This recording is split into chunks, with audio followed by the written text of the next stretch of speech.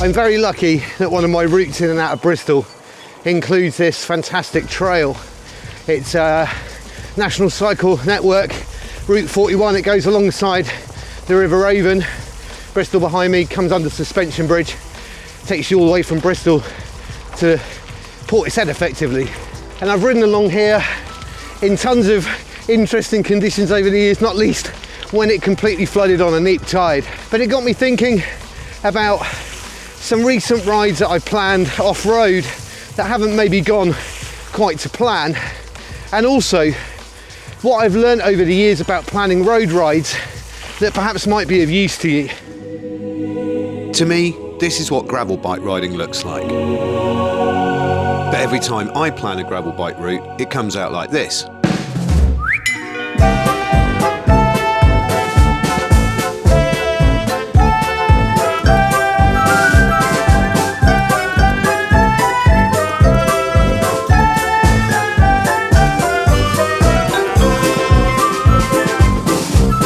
So bear with me for a few minutes whilst I have a bit of a moan.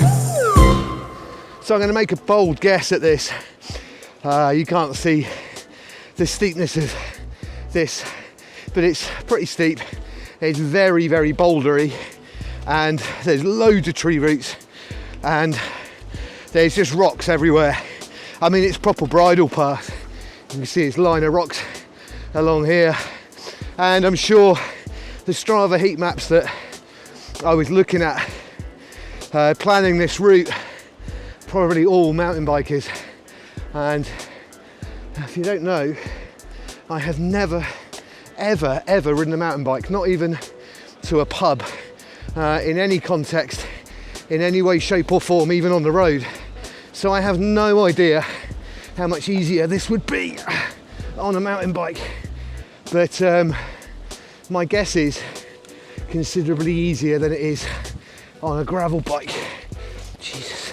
I wonder if this is more rideable when it hasn't rained solidly for 4 days and the ground isn't like an ice rink and the route's the other way around, because I'd suspect coming down this in the dry on a gravel bike is doable.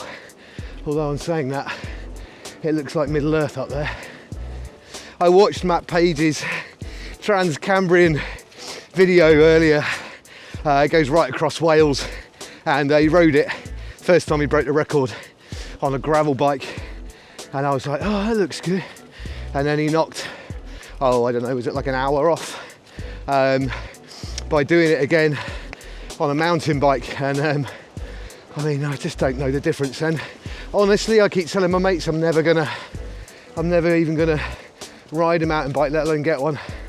I just don't even know if it would be helpful to learning to ride my gravel bike, because this is a walk in the Mendips, isn't it? This is a walk up a hill with a bike in the Mendips, because I can't ride this. Now, some of you watching this probably could, and hats off to you, hats off to you. I've just realised the telltale for this route is I've just looked behind me and I can see my tyre tracks. No surprises there, right? What can't I see? Other people's tyre tracks. Oh, what a fool. Crikey. I think I would and should try that the other way around sometime, in the dry, on a mountain bike with an engine.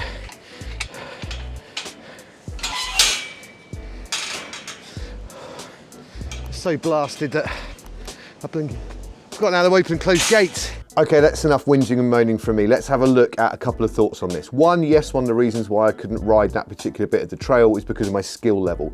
I appreciate that. I'm really new to all of this. However, in my head, that still doesn't look like what a gravel ride should be. Yes, I could get an MTB. Yes, I could probably ride that route on a mountain bike with a little bit more practice. But the point is, I don't want it to look like that trail. I want it to look like it does in my head, those open gravel trails that are far, far less technical. And I know for a fact at the minute that Strava and Komoot both struggle to differentiate between what is an MTB route and what is a gravel route. Another thought is surfaces. On the road, obviously you get grippy roads, you get smooth roads, and you get potholes. However, when you're riding on gravel, you've got mud, stones, grass, bridle path, footpath, mixed surfaces, and that's before we even get to thinking about camber and climbs. And speaking of climbs, I'm used to, when I'm planning a route, looking at elevation over, say, 100 kilometers or 160 kilometers and understanding what those peaks mean. When you're looking at rides between, say, 5 and 20 kilometers, like I am at the minute, that elevation profile doesn't really mean very much to me at the moment. So whilst I may be struggling with planning off-road gravel routes at the minute, one thing that I do have 20, 30 years experience in, and I learnt loads from in 2020 when I planned the Grand Tour, is how to plan a road route. So let's have a look at some of my tips and how I go about doing this. So I'm just going to interrupt myself briefly to remind you to subscribe to the channel, hit the notifications bell if you are already subscribed. Thank you very much for watching as ever. And please leave a comment and give me a thumbs up. It helps grow the channel. And that is the plan at the moment, is to grow the channel and keep creating interesting and fun content for you all. Okay, so first off, I have a subscription to OS, I have a subscription to Komoot, and I have a subscription to Strava Premium. OS maps are something that I've always enjoyed looking at, and I've been getting back into since I started planning gravel route. And I used to start my planning for any road route with an OS map, preferably physical, because I really like to see the shape and the size of everything, or on the app, which is absolutely fine. However, for most road routes, that's completely unnecessary. And so my first tip is a super simple one. In the UK, plan your routes to go anti-clockwise. Now that will mean, if you're going anti-clockwise, that when you get to a majority of road junctions, you're going to be turning left with the traffic rather than having to cross a T-junction against both lanes of traffic. Now, obviously that's not going to negate all of them, but it will keep you in that system for the majority of the time. And so here is how I plan my routes. The first thing I do is go to Strava. I always start with Strava and go to create route. Now on the left-hand side, obviously, you've got all of these options: points of interest, global heat map, which I would leave on because it tells you where other riders have gone. You've got your any elevation, so if you want to go for a flat ride or a hilly ride, any surface type, obviously, as I said earlier, it doesn't really be able to differentiate between off-road gravel or off-road MTB at the minute, but obviously for us at the moment, we want to go for paved surfaces, any elevation, and we're going to go with most popular route rather than most direct. We're going to have the global heat map on, distance markers and everything else. So what we're going to do today is I'm going to plan a very simple route out from Yatton down to Weston-super-Mare, up through Cheddar Gorge, down Burrington and back to Yatton. So all we do is click on the start points, anywhere in Yatton will do, and then I'm going to click to the point in Weston I want to ride to. Now that's going to plan across the most popular route. Now I'm going to want to go to a place called Mark, which is out on the levels down here. I'm going to click to there. That's my next point I want to get to. And then I want to go up through Cheddar Gorge, which is here. So I'm going to click to the top of Cheddar Gorge, and I want to come down Burrington, which is this one here. And then I want to head back to Yatton to my start point. Now that's basically planned the most popular route that other cyclists take. So that's super helpful if you're in an area that you don't know very well. So at this point, I'll save this ride. We'll call it Up Cheddar. So what I do at this point here is I'm going to duplicate this ride. So I've got it twice. So now I have a secondary version of this. Now, if it's a ride that I don't know and it's particularly long, say 100 miles, 200 kilometers, something like that, and it's particularly in an area that I don't know very well, I'm going to search out what I call a get out route. Now around about the halfway mark, think, well, I know Cheddar's here, I know Burrington's here, I want to avoid these hills if things go particularly wrong. So I'm just going to start pulling my way markers in and seeing where it takes me in terms of being able to shorten the route. Now obviously, I want to avoid sort of going off-road too much, and there's a bit of an off-road section here. However, it looks quite long, and it's called something called the Strawberry Line. Now I know for a fact, obviously, because I'm a local, that that's actually a railway route, but I'll show you how we can check that in just a minute in a slightly easier way. It does have bike markers on there, so worth checking. It's now reduced the route down to 48 kilometers with 349 meters of climbing. What I would then do is save this as Up Cheddar, get out. So if I go into my routes, I now have two routes. One's 77 kilometers with just under 600 meters of climbing. The other one is 48 kilometers, 349 meters of climbing. So I've got two variations on a route, and I will export both of those as GPX files. Now, of course, you could just put those on your Garmin or your Wahoo, whatever you use, and go straight out for a ride. However, I have another step because I like to make sure about stuff. So I use Komoot. I'll import the GPX files into there. So we'll look at Up Cheddar. The reason I do this is for one in particular thing.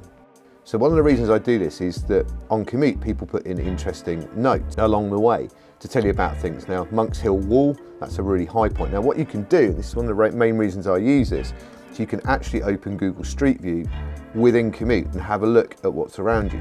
So not just on the points that people have put them in, but that's Monk's Hill, looks very pretty. Also looks really rather steep. Now, it's not just waypoints people have put into Komoot you can click on any part of your journey, click on Google Street View and see what you can see. Now, this is the part of the Q Strait Toll Road with Burnbeck Pier in the background there, looks very pretty. So it means you can check loads of things. You can check road junctions, you can check road surfaces, you can check whether it's a busy road and things like that. You can also check the view and see what else there is around. So because people have put their own waypoints in, it means I can click on those and get Komoot to actually adjust my route to take me there. It also means that if there's somewhere I want to stop for a cup of coffee, I could try and see en route where there is. For example, this one here, and immediately there's a picture of some cyclists in there, which is always a good sign. I can always look at Google Street View, have a look at the map of it, see where it is, see if there's seating outside, somewhere to lock my bike, and also have a look and see Bleeding Farm Shop. And it means I can actually have a look on Google and see if it's actually open, and maybe even contact them and make sure that it's not shut. Now, I mentioned earlier on my get out route there was a section on there that if I didn't know the local area I wouldn't be sure whether it was rideable. Now it means I can go in on Komoot and have a look at it. It did say it was called the Strawberry Line on Strava, but it's showing up on Komoot the same, this whole section, this red section from here to here is the Strawberry Line. It's actually showing me the whole section, so it might actually be quite a nice way to get from this point down here all the way home on some easy gravel track. So whilst it might first appear to be a bit clunky to use both Strava and Komoot, it does mean, particularly if I'm leading a group, that I'm absolutely certain that where I'm going is going to be absolutely fine for riding on. I've checked Google Street View, I've checked maybe the coffee stop, I've checked a couple of different elements of what the road surface is like, the junctions, how busy the road is, etc, etc. If I haven't changed anything, all well and good, I just go back to Strava. If I have changed anything Komoot, I download the GPX files and I re-upload them to Strava. Now there is a very good reason for this. The reason why I go back to Strava is one of the best apps I discovered in 2020 is an app called Epic Ride Weather. What it allows you to do is forecast weather for routes in terms of the direction you're going in, wind speed, rain, temperature, all of those kinds of things. If I go into Strava, it will show me my routes, and the route that I re-uploaded or didn't change in Strava will come up in this section here. So I'll have a look at the main route and we put in the day we're going to ride. Let's say we're going to ride at Monday at 9 AM. Catch the rush hour. Average speed, say 25 kilometers an hour.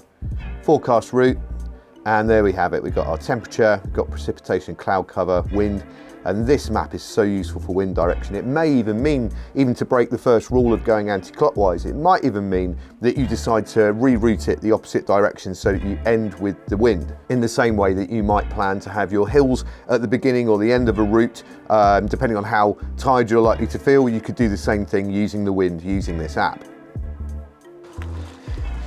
So as I briefly climb up away from the River Avon and into the village of Pill, before rejoining the river and heading down to Avonmouth, all that remains really is to say thank you very much for watching the video as usual, and if you're not subscribed, do so, hit the notifications bell, and if you want to really help the channel, give me a thumbs up, leave a comment below, and I will see you on the next video. Take it easy.